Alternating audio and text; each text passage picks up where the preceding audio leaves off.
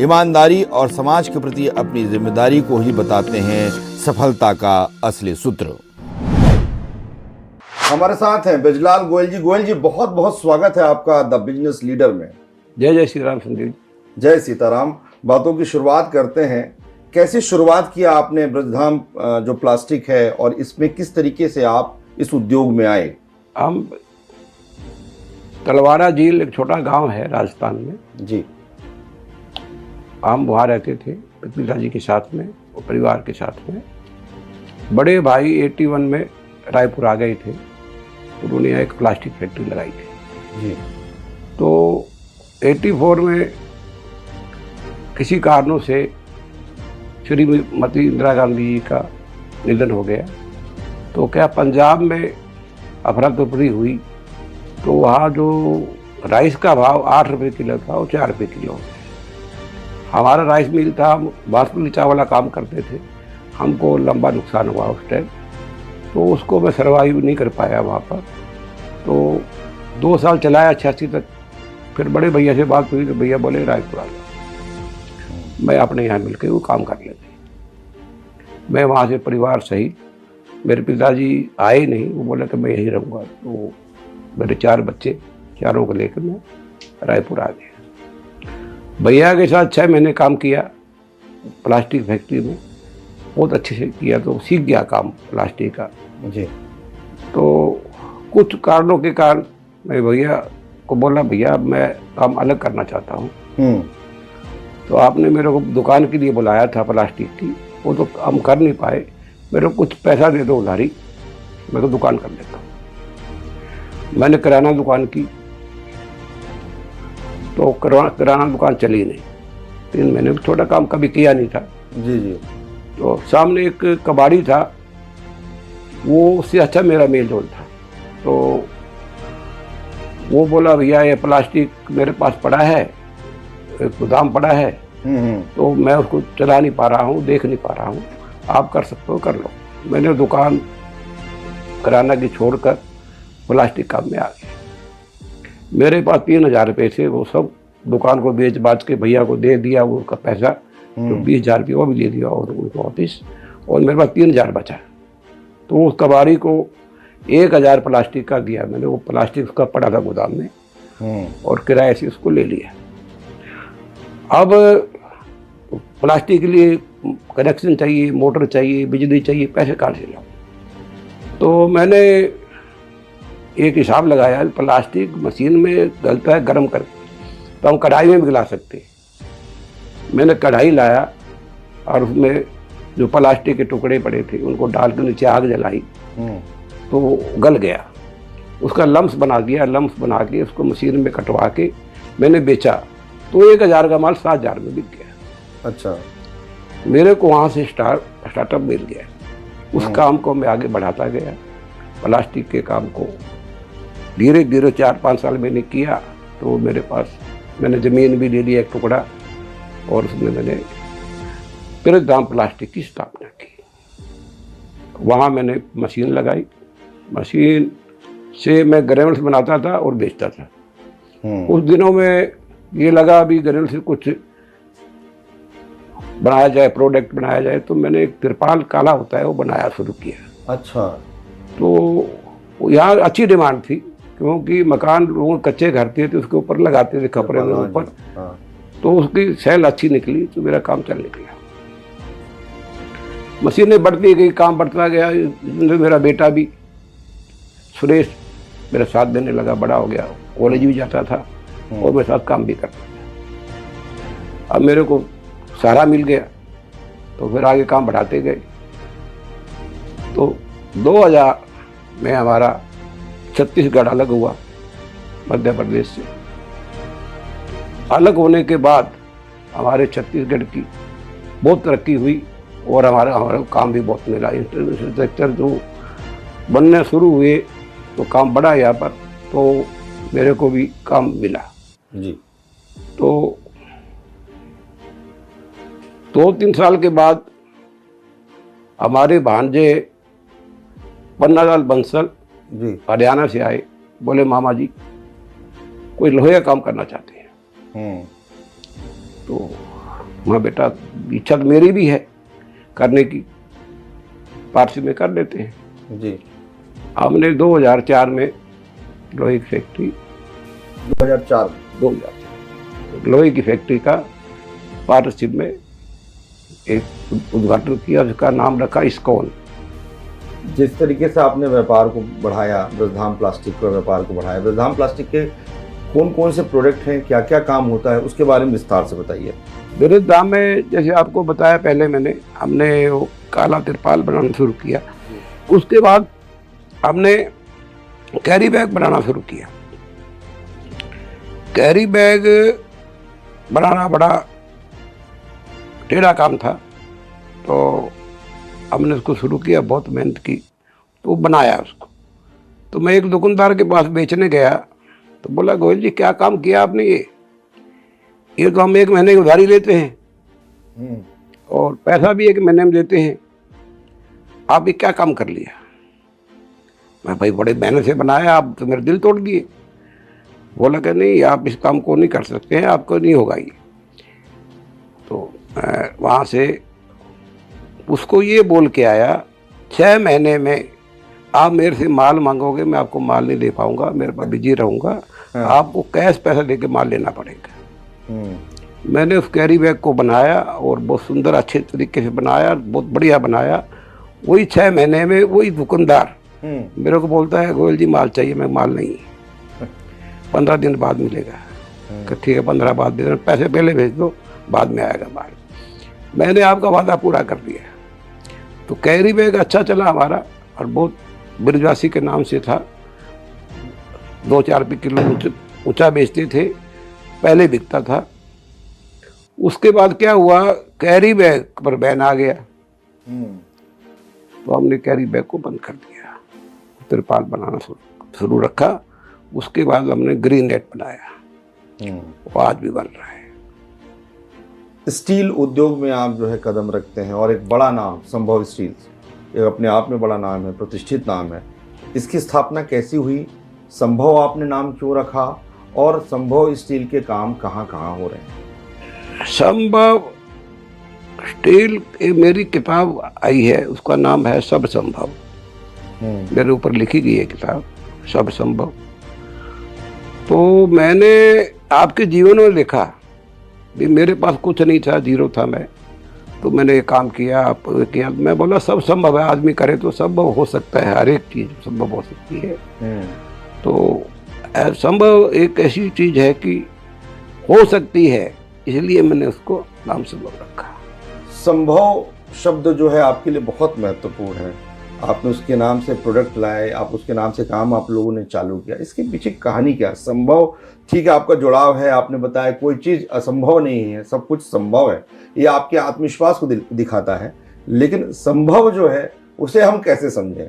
संभव क्या है, अब मैंने विचार किया भी अपने परिवार जो है सबको एक साथ किया जाए। हमने एस से सुरेश मेरे बड़े बेटे का नाम, ए आशीष मेरे छोटे बेटे का नाम, बी मेरा नाम, मनोज उससे बड़े बेटे का नाम, वी विकास मेरे चौथे बेटे का नाम, ऐसे सबको मिला के सबका नाम उसमें दिया गया है। ये तो नाम हो गया संभव स्टील का।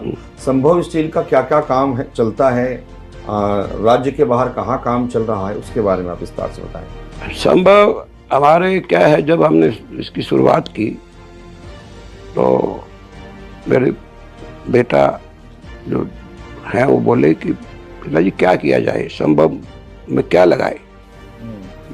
क्या मैं रोज अपने फैक्ट्रियाँ तो अपने पास है ही, कोई नया अलग काम करो जो कि बड़ी कंपनियां करती हैं। तो हमने क्या संभव के अंदर स्ट्रिप लगाई जिसमें क्वाइल बनती है। वो क्या एक वो क्वाइल बनाने वाले भारत में हम अकेले आदमी हैं जो कि हम बनाते हैं उसको। अच्छा। इससे लोहा गला के उसको बनाते हैं, नहीं तो बड़ी कंपनियां तो अलग तरीके से बनाती हैं। ये छोटी कंपनी हमारी ऐसी कि जो हम बनाते हैं। आप छोटे बोल रहे हैं लेकिन इतना बड़ा नाम है। हम तो बड़े बहुत छोटे हैं जी, उनके सामने तो बड़े बड़े लोग हैं हमारे जी। तो ऐसा है, हम आप लोग छोटा ही मान के खुश हैं जी। तो हमने उसका ऑयल बनाई, उसका, क्योंकि माल बनाने में तो माहिर हैं हम लोग। हमने जो भी माल बनाया तो हमारा माल बिकता है। हमने उसका पाइप बनाया, पाइप बना के बाजार में निकाला तो बहुत अच्छा चला। संभव का काम बढ़ता गया। फिर हमने सोचा एक और कुछ लाया जाए, तो हम एसएस स्टील होती है वो लाए जी। उसकी स्ट्रिप बनानी शुरू की। स्ट्रिप बना के उसका बाजार में लाए और वो हमारी बहुत बढ़िया चल रही है। और हमें एक जीपी कॉइल होती है, वो जीपी कॉइल बनाई, उसका भी हमने काम किया संभव में, वो भी बहुत अच्छा है। और जीआई का भी हमने काम किया, वो भी बहुत बढ़िया चल रहा है। और आगे बढ़ रही है फैक्ट्री जी। लोगों को पसंद आ रही है। लोग हमारे से कंधा मिला के हमारे साथ खड़े हैं।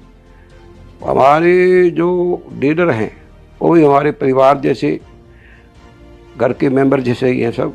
हम मिलजुल के सब काम करते हैं। आपकी दूसरी पीढ़ी पूरी जिम्मेदारियों का निर्वहन जो है बहुत अच्छे से कर रही है। आपने क्या सीख दिया? क्योंकि जिस तरीके से आप आए, बाबूजी सीखा, फिर प्लास्टिक के काम से जुड़े, फिर ब्रजधाम प्लास्टिक का जो है आपने स्थापना की। ये सब लंबी यात्रा है, कठिन यात्रा है। तो आपने अपने आने वाली पीढ़ी को क्या क्या सीख दी है? हमारी जो पीढ़ी है हमको उनको एक ही बात सिखाई जी। कड़ी मेहनत, उत्साह, ईमानदारी, दूरदृष्टि, ये हमने 4 चीज़ें दी बच्चों को। वो बच्चे उस पर चले। हमारे फैक्ट्रियों में कभी भी हम चोरी का माल नहीं लेते हैं। मैंने बच्चों को शुरू से बताया भी कि चोरी के जो माल होते हैं आपको नहीं खरीदना है, किसी भाव में फ्री में मिले नहीं लेना है, हम नहीं लेते, कभी आज तक नहीं लिया है। ईमानदारी से काम करते हैं और ईमानदारी इनके कन कन में भरी है। मैंने अपने को कोई ऐसा लालच नहीं करना है जिसमें हमको नीचा देखना पड़े। बच्चे हमारे ईमानदारी से काम कर रहे हैं और जो कड़ी मेहनत ईमानदारी से काम करेगा वो आगे बढ़ जाएगा। कंपनी को आप कैसा समय देते हैं? क्योंकि आप तो बहुत सारा समय जो है वो धर्म काज में लगाते हैं और उसके बाद जो है ये काम इतना बढ़ चुका है, तो आप इसमें समय कैसे निकालते हैं? वो तो सर बड़ी दिक्कत वाली बात है। हमने कंपनी बेंगलोर में लगाई थी, तो उसमें मैं देख रहा था उसी को 2 साल से। तो यह राम मंदिर की नींव रख दी गई थी। तो मैं आया तो यहाँ नहीं बन नहीं रहा था, राम मंदिर का काम नहीं हो रहा था। मैं बच्चों को बोला मैं अब बेंगलोर नहीं जाऊंगा, आप लोग देखो काम। बच्चे बोले हमको देखेंगे, आपने लगाई, आप देख रहे थे काम। फिर एक लड़का गया वहाँ पर, उसका मन नहीं लगा, वो भी वापिस आ गया। मैं राम मंदिर देखने लगा, मैं बेंगलोर नहीं गया, मैं राम मंदिर ही देख रहा। नुकसान हो रहा तो होने दो, मैं मंदिर ही बनाऊंगा। तो वो फैक्ट्री बेचनी पड़ी, उसमें नुकसान भी हुआ, मैं नहीं गया। तो क्या है, राम मंदिर के लिए तो मेरी जान है। मैं ऐसा पहले राम मंदिर कोई काम हो तो फिर फैक्ट्री, फिर हमारा बिजनेस का काम देखता हूँ, नहीं तो मेरे परिवार मेरे बच्चे देखते हैं। अभी का जो समय है वो कंपटीशन का है, प्रतिस्पर्धा का है। औद्योगिक घरानों में आपस में कंपटीशन होता है, लेकिन आपने अपने रास्ते अलग चुने। कोई कंपटीशन नहीं, केवल एक रास्ता कि हमें आगे बढ़ते रहना है, अच्छे प्रोडक्ट पे काम करना है। लोग, जैसे आपने डीलर के विश्वास की बात की, उनके विश्वास को जीतना है। जहाँ तक माल जा रहा है उनको हम पे पूर्ण भरोसा होना चाहिए। ये भरोसा विकसित करने में बहुत समय लगता है। इस भरोसे को आपने कैसे विकसित किया पूरे ओवरऑल? हमारी सफलता किसी से नहीं है, हम करते भी नहीं, अपने आप से लड़ते हैं, अपने आप से करते हैं। हम कैसे अच्छा माल बनाएं, कैसे ग्राहकों को संतुष्ट रखें और कैसे अच्छा प्रोडक्ट बना के बाज़ार में लाए, लोगों को पसंद आए, हम उसी में अपनी परिसफलता करते हैं और किसी से हमारी परिसफलता नहीं होती। पर्यावरण के लिए भी आप सजग रहते हैं। आपका ग्रुप जो है वो कहीं ना कहीं चाहता है कि छत्तीसगढ़ विकास के पथ पर बढ़े, लेकिन हम पर्यावरण के प्रति भी उतने जागरूक रहें, उस दिशा में भी आप लोग बहुत अच्छा प्रयास करते हैं। पर्यावरण की बात यह है जी, क्या है, लोहे की फैक्ट्रियों में तो बहुत ज़्यादा अभी हमने ऐसे इंस्ट्रूमेंट लगाए हैं जिससे प्रदूषण ना हो और उसको आगे और बढ़ाते जा रहे हैं भी प्रदूषण ना आए। और आगे जो हमारी इलेक्ट्रिसिटी बनती है उसमें भी कोयले से ज़्यादा उसका भाग है, तो हम आगे सोलर प्लांट के लिए सोच रहे हैं कि सोलर प्लांट लगा के उसकी बिजली यूज की जाए, मगर वो धीरे धीरे आगे बढ़ रहे हैं, आगे उसको हम करेंगे। ये जैसे अपने भविष्य की योजना में बताया कि सोलर प्लांट, और भी क्या क्या मतलब आपके ग्रुप की योजना है कि इस पर भी हमको काम करना है? हमारा क्या है, अभी हम प्लास्टिक के अंदर जो पुराने हैं हम उसको नहीं छोड़ रहे हैं। हम उसके अंदर अभी ग्रीन नेट बना रहे हैं, और आगे हमारा ये जो मच्छरदानी होती है, इसको इंग्लिश में क्या बोलते हैं मेरे को पता नहीं है, वो बनाने का विचार कर रहे हैं और उसको आगे बढ़ रहे हैं। आगे जो जिसके अंदर प्रदूषण ना हो उस काम के आगे हम सोच रहे हैं करने के लिए। कितने लोगों की टीम अभी काम करती है इस पूरे ग्रुप में? ग्रुप में तो ऐसा है, मेरे 4 बेटे हैं, 3 पोते हैं, एक अभी पढ़ रहा है तो वो भी काम करता है। मगर हम जितने भी हमारे साथ कर्मचारी हैं, हमारे साथ में काम करने वाले, हम उसको परिवार ही मानते हैं। बहुत अच्छा जी। जी, और मैं सबको बच्चा ही मानता हूँ और सब हमारे साथ मिलकर काम करते हैं। छत्तीसगढ़ राज्य जो है 25 वर्ष में प्रवेश कर गया, रजत जयंती हम मना रहे हैं। आपने बदलते हुए छत्तीसगढ़ को देखा है, आपने गढ़ते हुए छत्तीसगढ़ को देखा है, आपने विकास के मार्ग पर चलते हुए छत्तीसगढ़ को देखा है। इस 25 वर्ष की छत्तीसगढ़ की यात्रा को लेकर आप क्या कहना चाहते हैं? बात यह है, हम बहुत नीचे लेवल पे थे छत्तीसगढ़ में। हम छत्तीसगढ़ अलग होने के बाद हमारा छत्तीसगढ़ ने बहुत ज़्यादा तरक्की की है, और इंफ्रास्ट्रक्चर वाले बहुत अच्छी सरकारें आई, उन्होंने बहुत काम किया। यहाँ पर नया रायपुर बनाया और भी बहुत विकसित किया, और यहाँ पर खनिज इतना है, वो उसका दोहन करने के लिए भी अब शुरू कर दिया गया है, नहीं पहले नहीं होता था। तो इसमें हमारे जो लोहे के काम है उनको भी, हमारे को आयरन और कोयला हमको अभी और मिल रहा है। तो छत्तीसगढ़ ने तो बहुत तरक्की की है जी। मैं तो ये मानता हूँ छत्तीसगढ़ अपने भारत का सबसे अच्छा राज्य होगा आगे जाके। प्रभु श्री राम जी के प्रति आपकी अगाध आस्था है। श्री राम मंदिर के निर्माण में छत्तीसगढ़ में, जो रायपुर में हमारी राजधानी में है, जो कि वास्तव में अद्भुत है, अकल्पनीय है, और इतना आनंद आता है वहाँ जाकर। तो इसकी स्थापना कैसे हुई, किस तरीके से आपने सोचा, उसके संदर्भ में आप प्रकाश डालें। क्या है, प्रभु राम जी के चरणों में तो मैं शुरू से, बचपन से ही 5 साल का था जब इसे मेरा बहुत लगाव था। और क्या कुछ कारणों के काम में, धंधे में बड़े होने से ऐसा टाइम नहीं मिला कि मैं तीर्थों में जा सकूं या ऐसा काम कर सकूं। मैं उलझा रहा, और फिर मेरी शादी हो गई, उसमें उलझा रहा, बच्चों में, परिवार में उलझा रहा। मेरी जब 60 साल की उम्र हुई तो मैंने सोचा अब नहीं, अब राम जी पे काम करना है। तो मैंने एक अपनी यहाँ ट्रस्ट है जी, उसमें मेरे को अध्यक्ष बनाया गया। तो ट्रस्ट में हमारे को जगह मिली VIP रोड पर जी। तो उसमें फिर हमने राम मंदिर की स्थापना की। राम मंदिर की जब स्थापना हुई, वो काम इतना सरल नहीं था जिस भव्यता के साथ यहाँ पर राम मंदिर का निर्माण हुआ हमारे रायपुर में। किस तरीके से लोगों को आपने जोड़ा, क्योंकि बहुत लोग जुड़े उसमें, उस ट्रस्ट में, और जिस तरीके से भगवान की प्रतिमा और तमाम चीज़ें उसमें आई, उसको लेकर आप? उसमें जोड़ने में मेरा वो जगह हाथ नहीं है, क्योंकि इस ट्रस्ट के अंदर धर्म जागरण RSS की एक संस्था है जी।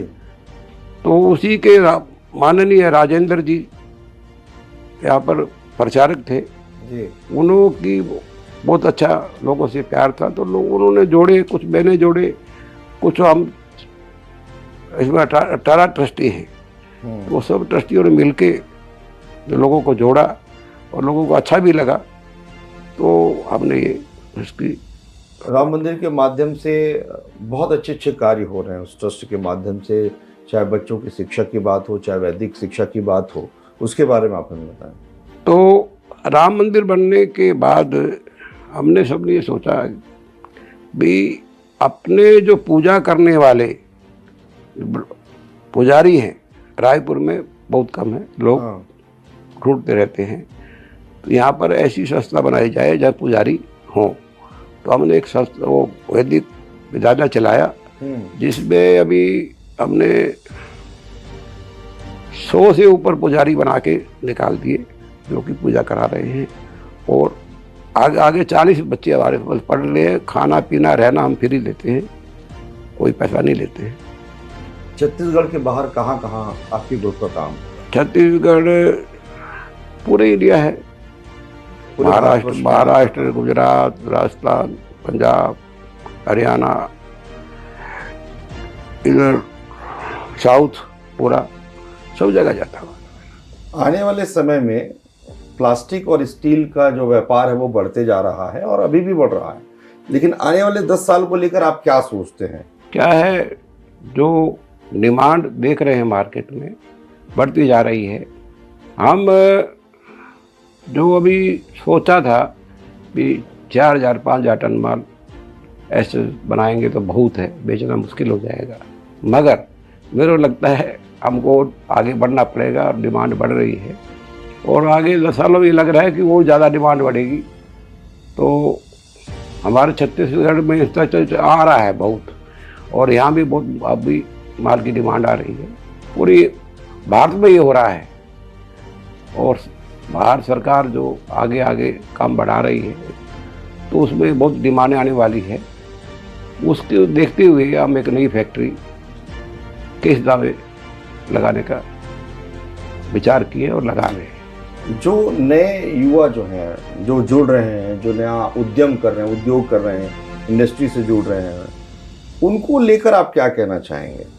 मैं तो ये कहता हूँ जो युवा पीढ़ी है उनको ये जो नौकरी ना देख के, जॉब ना देख के खुद का स्टार्टअप करना चाहिए, खुद काम देखने चाहिए, खुद काम कर को आगे बढ़ाना चाहिए। आप तो काम करें ही करें और 2 4 5 10 लड़कों के साथ में लग के काम करना चाहिए, उनको काम करना चाहिए, नौकरी ना ढूंढ के काम करें। बहुत अच्छी बात।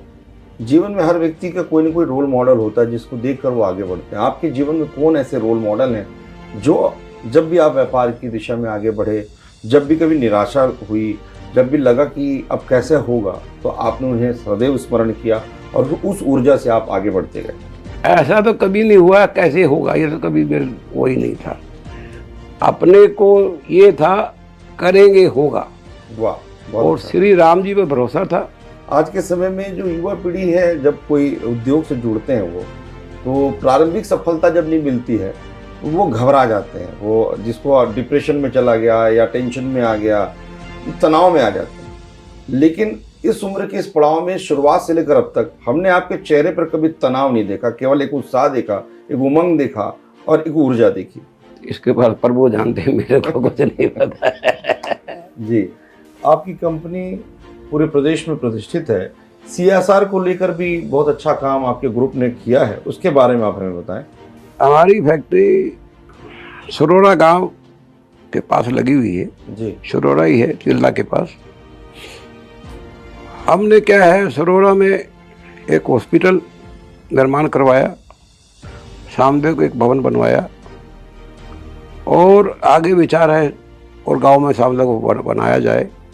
और कई हॉस्पिटलों को भी हमने CSR से पैसा दिया है जो कि गरीबों के काम आए। और गांव के अंदर खेल कूद कराना, स्कूलों के अंदर बच्चों को सहायता करने के लिए भी हम प्रोग्राम करते रहते हैं। गर्भवती महिलाओं के लिए भी हम कुछ न कुछ करते रहते हैं। और ऐसे कई काम हैं कि जो मेरे पूरा जानकारी नहीं है, काम तो बहुत होते हैं, फिर वो उनको मेरे जी जो भी कार्य हो रहे हैं वास्तव में बहुत अच्छे हो रहे हैं आपके ग्रुप के द्वारा। जीवन में हर व्यक्ति के जीवन में एक ऐसा क्षण आता है जो उसके जीवन का सबसे महत्वपूर्ण क्षण होता है, चाहे व्यापार की दृष्टि से बोलें, चाहे जीवन की दृष्टि से बोलें। आपके जीवन में जो वो क्षण जिसे करके आपको जो है आत्मीय जो है प्रसन्नता की अनुभूति हुई, वो कौन सी है?